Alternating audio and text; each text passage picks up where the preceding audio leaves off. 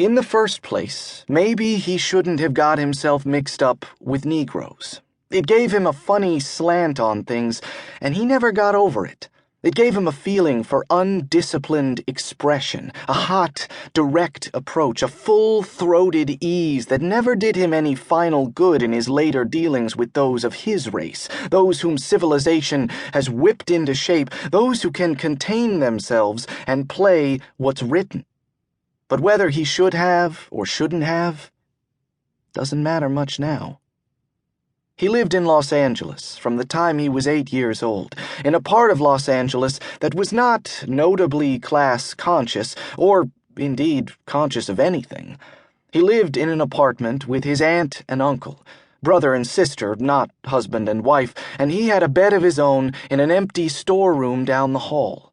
He was alone a good share of the time. His uncle worked in a meat-packing plant, and his aunt worked in a pants factory. He got, when the occasion demanded and other things worked out right, some nice pants out of his aunt's job, and his uncle paid the rent and bought part of the food. Neither aunt nor uncle was home more than a night or two a week. They led their own lives. Rick, on the other hand, was almost always at home. He read library books constantly and indiscriminately. He read them fast, one after another, and subject matter was beside the point. It was as if he'd been told that if he didn't read at least one book a day, any book, something pretty bad would happen to him. And it would have. If he hadn't kept himself busy reading, he'd have worried himself sick about how he hardly ever went to school and about what would happen to him when he did show up again. The truth is, anybody who knew him would tell you the same thing, that he just wasn't very bright in school. He never could remember offhand what 7 times 7 mounts up to. He wasn't especially good at putting his finger on the spot where the Nile rises either, or at saying with any conviction which way it flows and which lands it drains. And he wouldn't even make a guess at how many cubic feet of sediment it leaves around on the delta in a year's time. He had the same trouble with the Mississippi, what's more. He could memorize like a flash, though. That is, he could memorize anything that had any swing to it, anything that he could take hold of rhythmically. But it didn't help him to get along any better.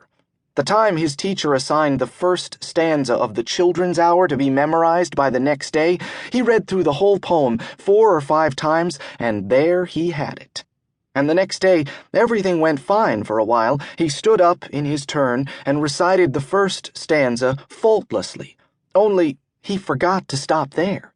He went right through the second stanza and was warming up to the third when the teacher said, "Sit down. You must have learned it in some other school." That's how it went, all through grammar school. He couldn't seem to get off on the right foot. He wasn't tough. He was well-mannered enough, but just couldn't seem to get going, and it got harder and harder. They graduated him in spite of it. They graduated everybody in spite of things. It wasn't a strong school scholastically. The Mexicans couldn't learn English, and the niggers played around too much, and the Americans didn't seem to have the right background. The Japanese, though, the Japanese were smart as a whip, bright as a dollar. They were, in a body, magna cum laude at graduation, and Rick's aunt swiped him a pair of white pants for it. High school, which should have been better, was worse.